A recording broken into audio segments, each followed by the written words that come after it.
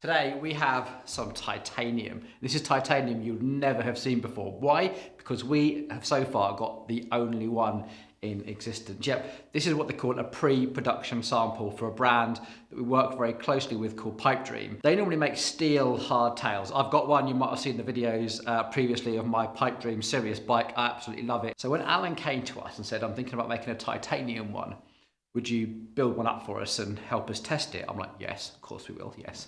When they say pre-production sample, what they mean by that is this is the last sample that the factory expect to send you. This should be Genesis, if you like. Everything that you receive from the factory now should be at the quality level and spec of this frame. So if you sign off on this one, this is the one that everything else is going to look like. And if it isn't, you've got a reference point to say, this bike that you delivered was not like that pre-production sample that you sent, and I want you to do something about it. This is an idea of what the welds look like, what the geometry looks like, where all the bits and pieces are, and I have to say, like, this is looking nice. Titanium has problems, and have spoken to Alan. He's like, oh, titanium, I love titanium, but there's so many problems, and he is agonized over this, I know, and tried to find the factory and try to get it all right, because it's hard. Because anyone that's talented enough to be welding titanium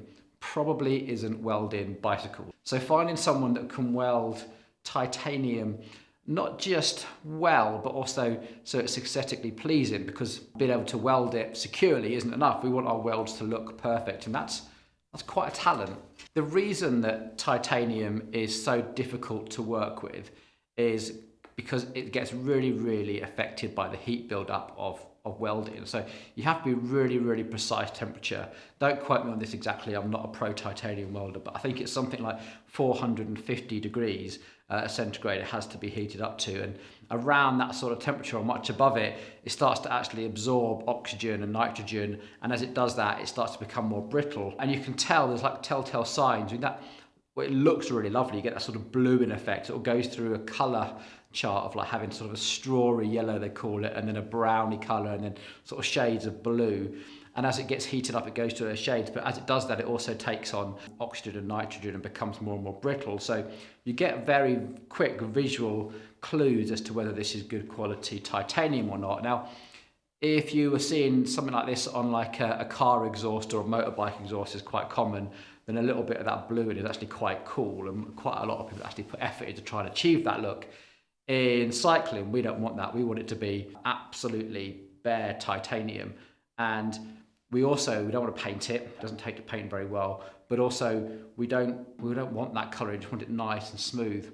The other thing is that if you do get that, you don't want it brushed off or cleaned up. You need to be able to see and inspect it and check that it's not being too hot. We quite often see frames which are cracked like around here, because this is quite a long weld, and this area here can get quite hot. Other common place is cracking at the back of the headset here, and then we sort of see cracks around the bottom bracket, because this is all very complex welding, and this is the area where heat can really build up.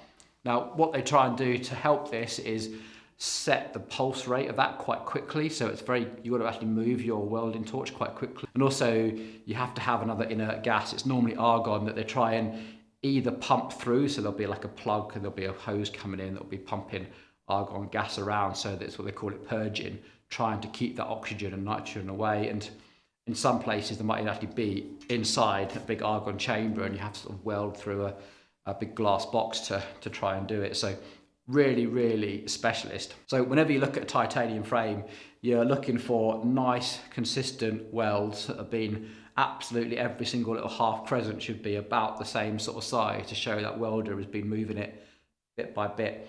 And you shouldn't really see any discoloration at all. Like tiniest little bit of straw colouring is okay, but if you see anything more than that, it's a big no. And if you see any sort of signs of it being cleaned up or polished or smoothed out, that's a big no as well, because you just don't know its history then. This looks lovely. This looks really smooth. It looks like someone here has done this with a lot of talent. It looks like it's been done in the factory.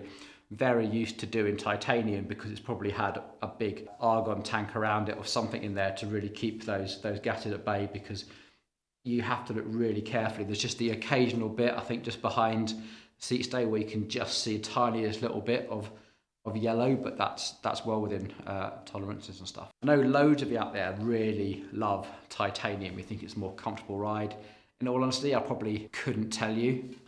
What it does suffer, it suffers a little bit more flex potentially, because you generally use thinner tubing, because you don't need to use thick tubing because it's significantly stronger than steel. So you can use slightly more flexible tubing, which is where a little bit of that comfort might come from. What a great bike. So enough about that. Our job today is we need to prepare this to go and get absolutely beasted by the Pipedream riding team. It's probably going to go up to a few journalists as well. And then if it all go ahead is from them is absolutely fine, yeah, it's brilliant, then this is going to be available to buy like really soon. So we're all built up, and I think you'll agree it looks amazing. But we've got this really great opportunity to compare and contrast this new titanium version with the current steel version. There are a couple of key differences here.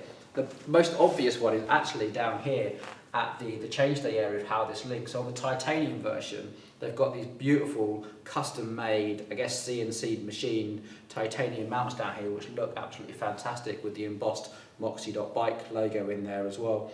That looks great. On the steel version, it's just a piece of steel plate which has been bent. Of course, the steel version comes with like a plastic coat paint job as well, where the titanium is this beautiful raw titanium where you can see those beautiful welds the whole time. There's definitely more bolts on the titanium version, and they're going to add more bolts to this chainstay as well, so you can actually use it with racks. So there's definitely much more of a bike packing type theme going on with the titanium version, whereas the steel version hasn't got quite as many mounting options, definitely more of a nod sort of trail riding.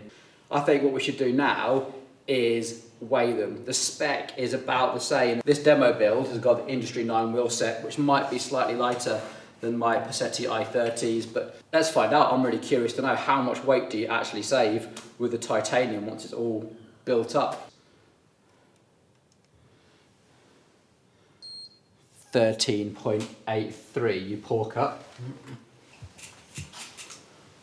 Titanium Sirius. 11.97. That's quite a big difference, I'd say. Okay, I just wanted to check the difference in these wheels, because I reckon a good chunk of that is probably in the wheels, the rest of it is definitely in the frame. Let's take a look.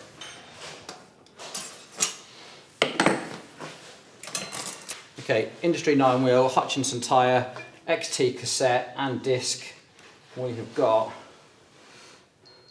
2.65.